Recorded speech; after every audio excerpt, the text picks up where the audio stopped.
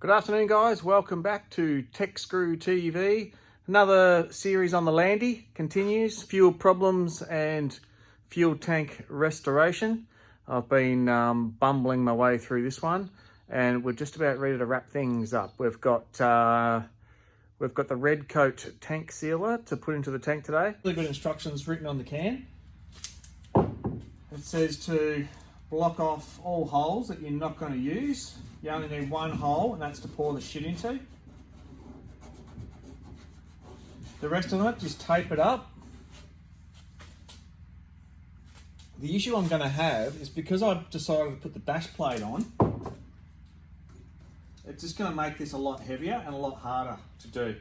And I thought I'd put the bash plate on because of the pinholes around the bottom of the tank. I think that the bash plate and the Sikaflex will help plug some of the pinholes so that the red-kote's got something just to work against. And I think that's probably the smartest way of doing it. Keeping in mind that I am guessing as well.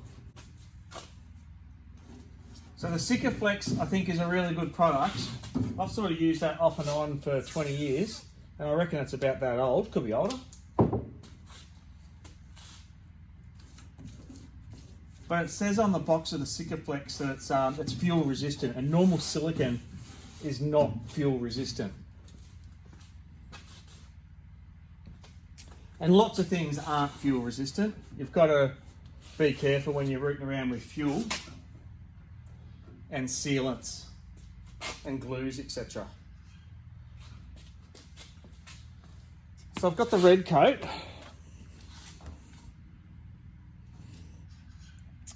Hard to find stockists of this, but this is a one-coat application.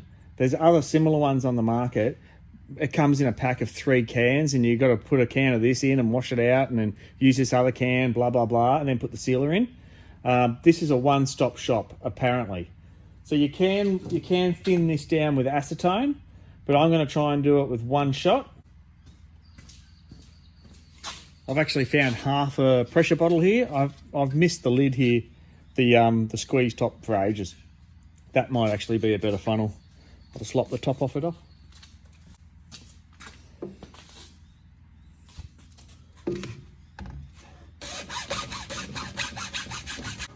Now I think I'm just about ready to go. This is going to be hard though.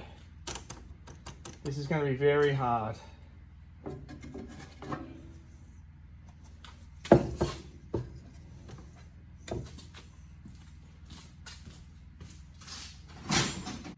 All it says is, after it tells you to clean everything and dry everything thoroughly and take all the components out of the tank, all it says is cover all open holes in the tank by covering with tape, blah, blah, blah. And then it says pour 1 or 2 doses of red-kote into the tank and cover the last opening. You can get by with 1 dose on tanks of about 50 litres or less. This tank is about 60 litres, but it's got no baffles in it, so it should be okay. And it's $100 for one of these. That's basically it for the instructions. I might shake it first. Oh, the other thing it does say is it's got a whole massive list on safety. And I'm not your most safety conscious person.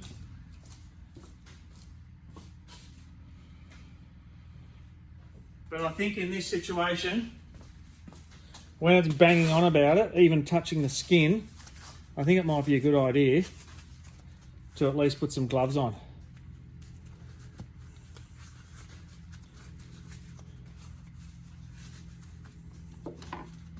I'll give it a shake. It also warns you against breathing it in and all sorts of shit.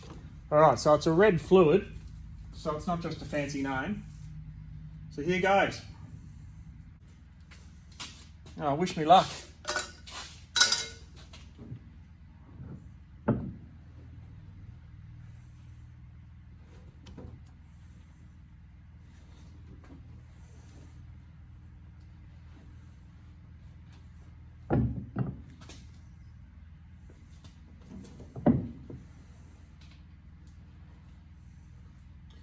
It says to do it in a rocking motion and not a shaking motion. And that would make sense to me because it was so thick. I've got to imagine that I'm sealing the bottom of this with porridge.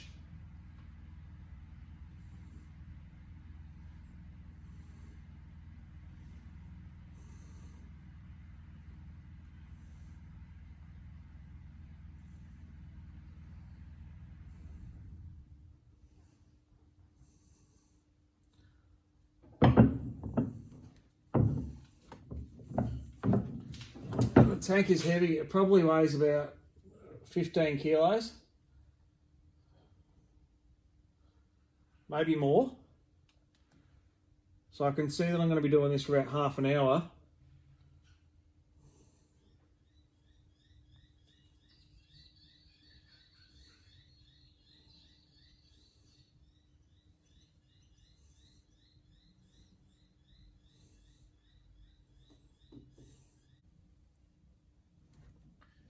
Still just trying to work it around.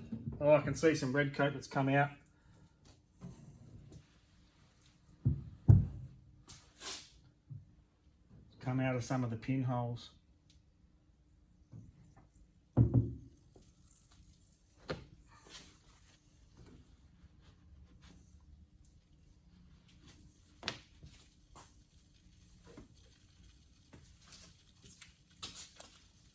I'm going to tape it up and see if that helps.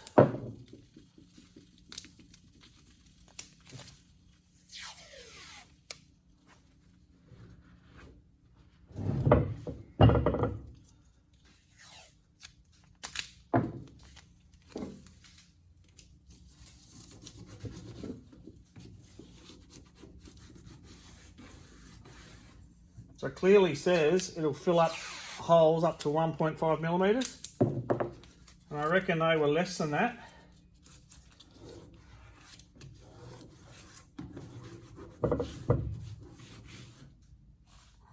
So I don't know if that tape's going to be a help or a hindrance.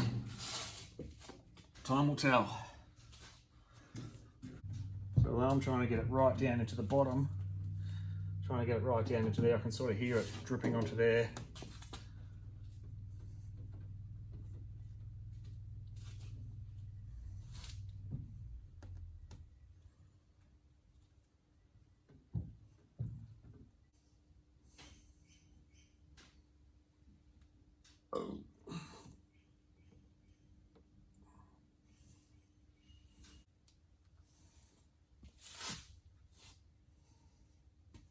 I think that's working well.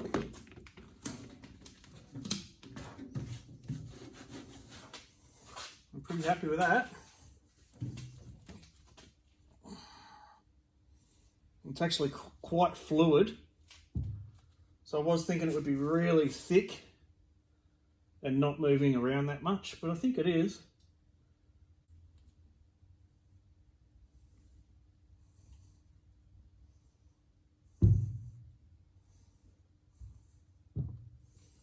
And if I run out of this stuff, I want to be running out near the top.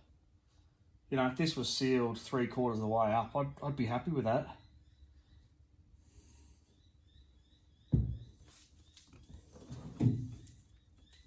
I've never had this tank more than half full.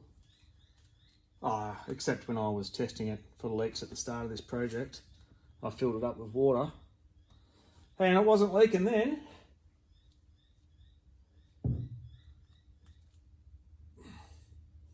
It's fucking leaking now.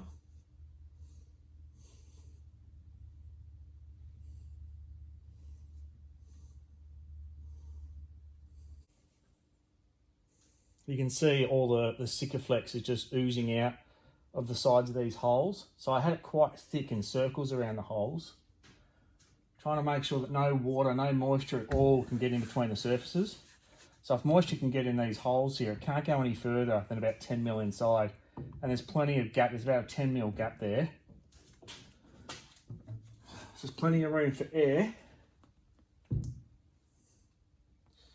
Plenty of room for air, and so that'll dry. So I'm hoping that it's a complete silicon or Sikaflex join in between the two metals. Might not be, there might be little air gaps in there, and it might condensate in between the metals, or there might be moisture or petrol that gets in there. And I'm going to get set up to get this draining out of there. Don't know how I'm going to do that.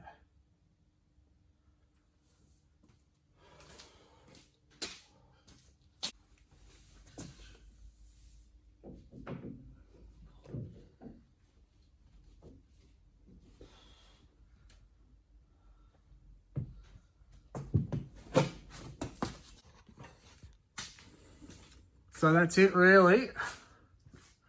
I've just got it hanging up and propped. It fucking stinks.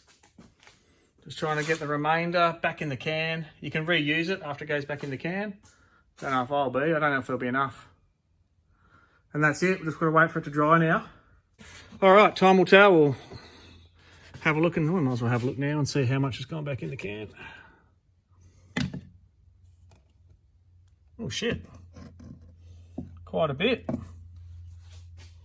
I could give this 2 coats.